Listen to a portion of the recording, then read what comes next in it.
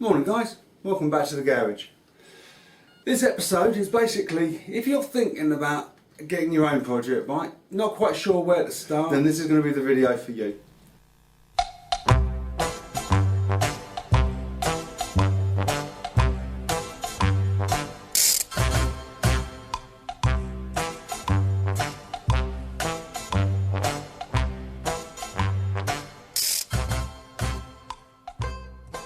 When purchasing a project bike, you need to have your end goal in mind. You need to purchase the bike based on what your final objective is going to be. It's no good buying a £1,500 bike, not really fully understanding what's wrong with it, and then going out and end up spending £2,500 on it. Because when you come to sell it, you're going to struggle to get anything past £1,500. Even with all the new parts and every nut and bolt changed and all the rust removed, it's a £1,500 bike. It's a £1,500 bike. So you have to have a clear objective of what you want to do. Now normally these fall into three. You can buy a classic bike, do it up on the understanding that the value is going to hold, and if you can get it for cheap enough, it's worth doing that renovation, selling it, and you'll sell it for a profit. The second one is you kind of get a £1,500 bike. You know that one's not going to hold its value. That is not going to be a full renovation throughout the bike.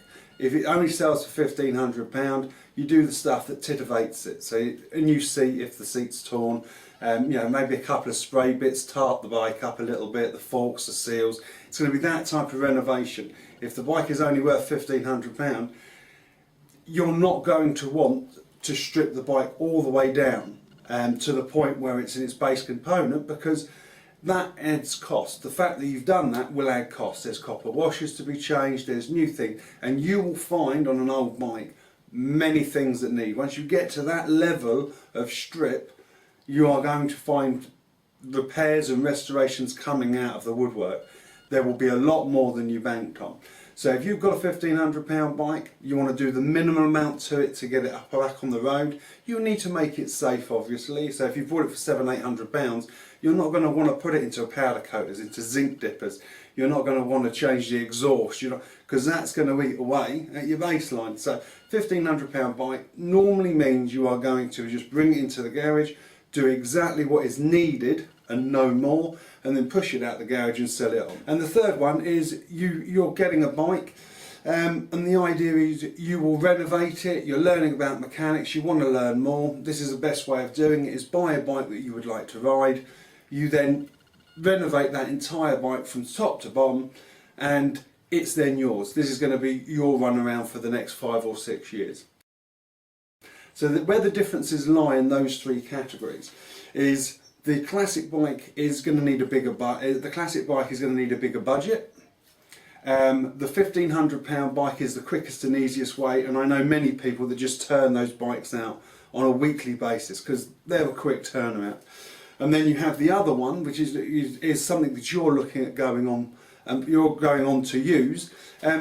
It is budget again. You tend to have more free rein with that last version because you're planning to keep it. That's when you can look at. If you spend £3,500 on a £1,500 bike, but you plan on using it and you're making sure that that lasts for the next 5 to 10 years, not a problem. Fill your boots. Right, the purchase. And the purchase is the most important because that is where you're going to identify. That's where you're going to try and marry up your budget to the bike you've purchased. Again, once you've got your objective and you know why you're purchasing the bike, that stipulates what your budget is going to be. If you've got a little experience in purchasing bikes and understanding the problem areas of different makes of bikes, it may be worth you pulling in a professional. There is the RAC, which tends to be a breakdown service, and there is the AA, and both of them offer for about £100 to come and have a look at a vehicle of your choice. It's a paid for service, but it goes back to understanding the problem areas of the bikes and your likely costs. Make sure you have enough space before you start. It's no good trying to look at space once the bike's here and you're trying to work around everything else. You'll be surprised just how much room a disassembled bike takes. You will have bags hanging everywhere. Do you have to have every tool in your toolbox when you first start out? No, you don't. A few tools would be very handy to get you to the point where you can actually disassemble the bike. So tool wise, I would be looking at a good socket set, good set of spanners, and a good set of screwdrivers. Make sure the sockets and the spanners go up to about 32 to 33. There are some bolts on the bike seem to be universal around that size. If I had to add anything to there, I would add a brake bar to that as well, because some of those, after a certain length of time, you're just going to get seized nuts, seized bolts.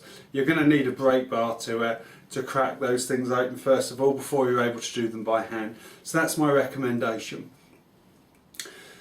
So, as I said, you don't necessarily need every tool in your toolbox to start this process off. There are a number of videos online, there are a number of videos on YouTube that will quite happily talk you through probably every part of mechanical engineering that you could possibly think of without the correct tools. Some are budget, some are workarounds.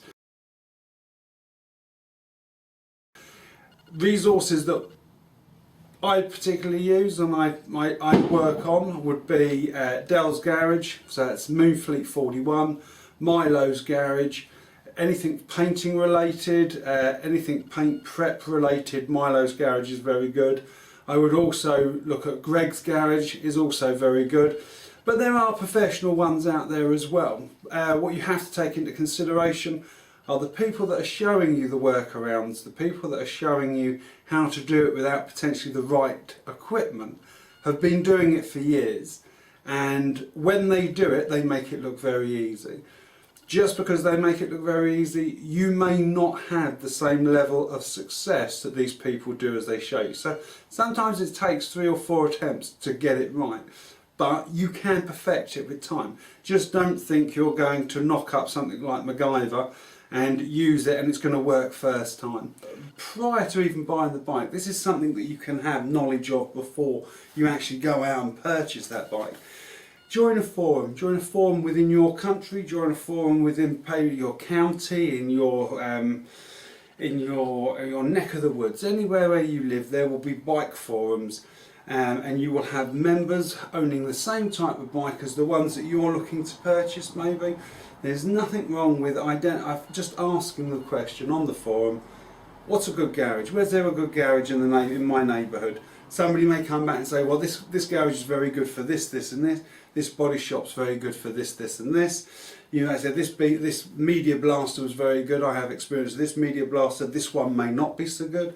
It's that type of information, but you only get that type of information 2 ways, and that is you go and use that tradesman yourself and you pay and you take a chance, or you ask somebody else that has already used that tradesman, do they come recommended? When it comes to paint, there are basically 3 options. There are more options, including hydrographics and everything else. Let's work on the basic 3 rather than any of that new stuff that comes along. So your 3 options are a professional body shop repair place will give you a 2-coat or 2-stage paint finish. It will be durable, it will be rust protective, and by far it will be the best paint job that you can have.